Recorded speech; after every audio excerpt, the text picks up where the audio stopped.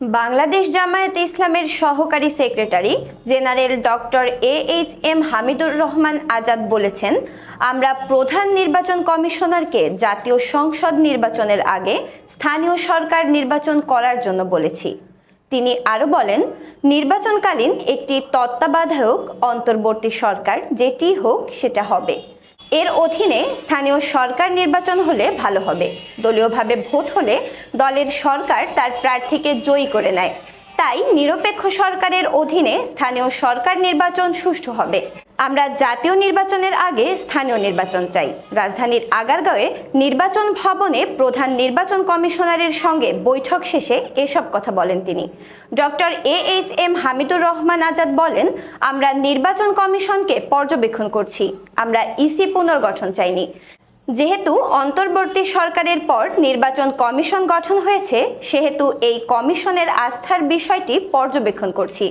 তারা এখনও প্র্যাকটিক্যালি কাজ শুরু করেনি।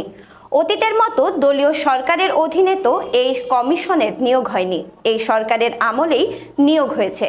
তিনি আরও বলেন, নিবন্ধন ও প্রতীকের গেজেট প্রকাশ করে আমাদের দীর্ঘদিনের দাবি বাস্তবায়ন করেছে ইসি।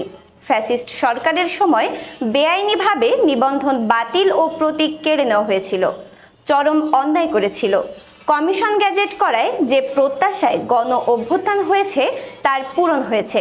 হামিদুর রহমান আজাদ বলেন, আমরা ভোটে পিআর অর্থাৎ সংখ্যানুপাতিক পদ্ধতি চাই।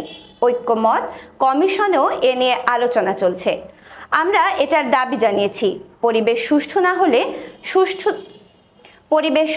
হলে সুষ্ঠু ভোট হয় না, তা অতীতে দেখেছি। পিআর পদ্ধতিতে নমিনেশন বাণিজ্য বন্ধ হয়। আমরা 1% ভোটের হারে আসন বন্টনের কথা বলেছি।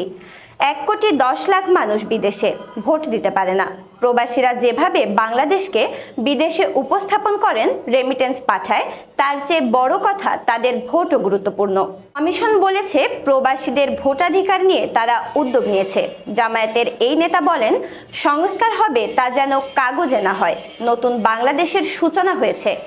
আশা করি আগামীতে সুষ্ঠু ভোটের মাধ্যমে জনগণের প্রত্যাশা পূরণ হবে। যে দাবিগুলোর কথা বললাম তা ইসি রিলেটেড। ঐক্যমত্য কমিশনের পাশাপাশি ইসিকেও জানালাম।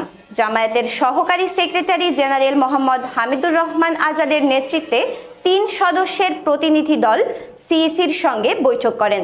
তবে দেখার বিষয়, জামায়াতের অনুরোধ ইসির নিকট কতটুকু গ্রহণযোগ্য হবে সেটি এখন দেখার বিষয়।